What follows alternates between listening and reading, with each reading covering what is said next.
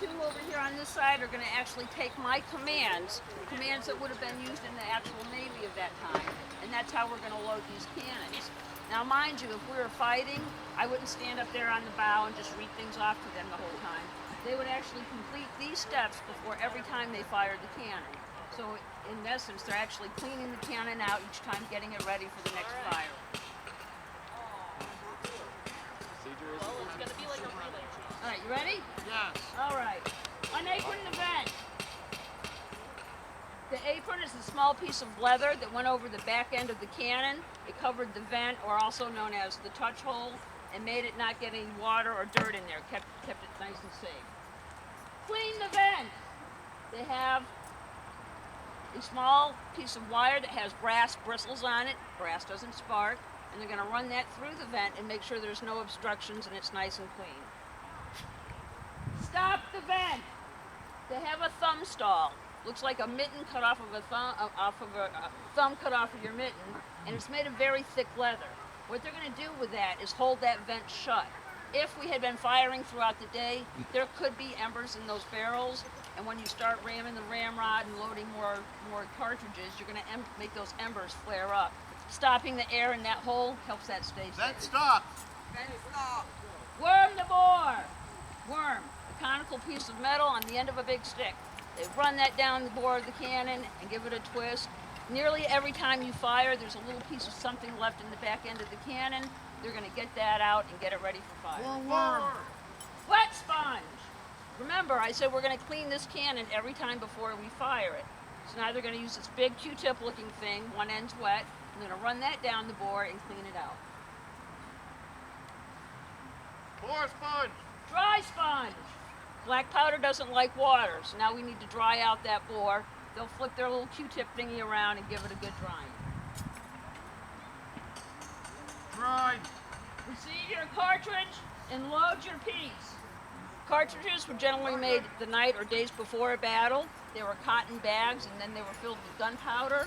These got kept in the powder magazine, and young children, powder monkeys, would bring these up to the cannon as needed. That's why the sharpshooters and other ships would try to get the powder monkeys, because if you shot them, you're stopping that continuous... Charge rammed. You're stopping that continuous flow of powder that they'd have. Pick the cartridge. Check. Oh, check that it be home. It's not on my list. If we were really firing this and had a cannonball that we're going to load in, if we leave just a little pocket of air in the backside of that cannon, it could cause that hull of the cannon to actually explode. Check that it be home. Make sure that that cartridge is rammed nice and tight against the back end of the cannon. Pick the cartridge.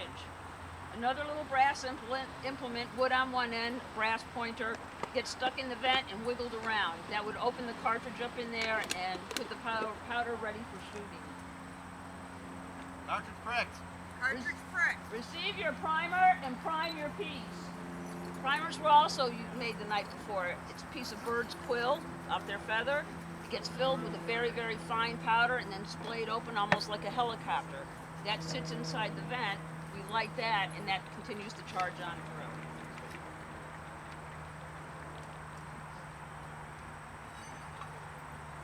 through. Base broad. Gun crew, retire the field. Everyone not involved in the actual firing of these cannons gets brought back. We need to make sure, I'm going to help you guys help me yell fire in the hole, but we were told people on that side of the fair aren't hearing us because we're yelling this way. So if everyone would kind of turn that way, I'm going to say 1, 2, 3, and we're all going to yell fire in the hole. You ready? 1, 2, 3. Fire in the hole! Thank you. We're using a safety fuse. It's going to fizzle for a little bit, and then it'll explode. Fizzle, fizzle. Fire 2! Fire in the hole!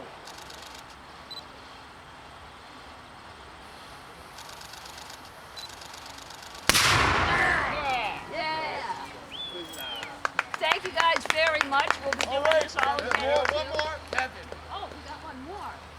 We got one more! See this, how short that cannon is compared to the other two?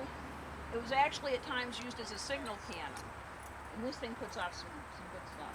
So we're going to go that way. We're going to turn again and yell. super good for dropping bombs on people on the other side of the wall because it goes way up in the air and straight down.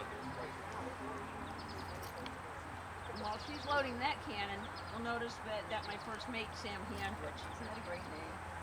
He's taking care and cleaning our cannon so they'll be ready for the next firing at about 2:15.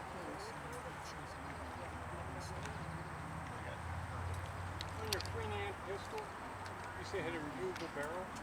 It used to, and mine doesn't actually have that removable barrel anymore, but if you find a true Queen Anne, you'll see halfway down the barrel it's got that little wedding band, and that's where the gun would have turned off. So it's actually called a turn-off barrel. Did they do that so when the barrel gets hot you can replace it with another one to fire again? I don't know that they actually had replacement barrels. I think they were kind of hard to find. And like we said, when we say acquire our weapons, we mean we beat somebody down, they're unconscious, we took their weapon. We got it from exploring. Yes, exploring their pockets, exploring their wallet. Exploring. Like I said, we're going to do the same thing for this little cannon. I'll count 1, 2, 3, and you have to yell that way. And after our show, a couple of us will be coming out with our hats for donations to help us pay for our powder, and so we can perform for you fine folks, because we don't get paid. And rum. Yes, and run for you. Hey! It's so much better when she's sleeping. All right. 24-pound cohorn mortar. 1, It's going to burn a little bit 2, longer than the cannon. 3. Fire in the hole! Fire in the hole! She does better than all of us, huh? Fire in the hole! Fire in the hole!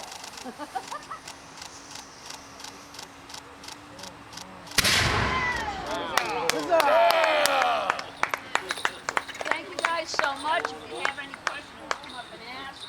We'll actually have the guns over here for display purposes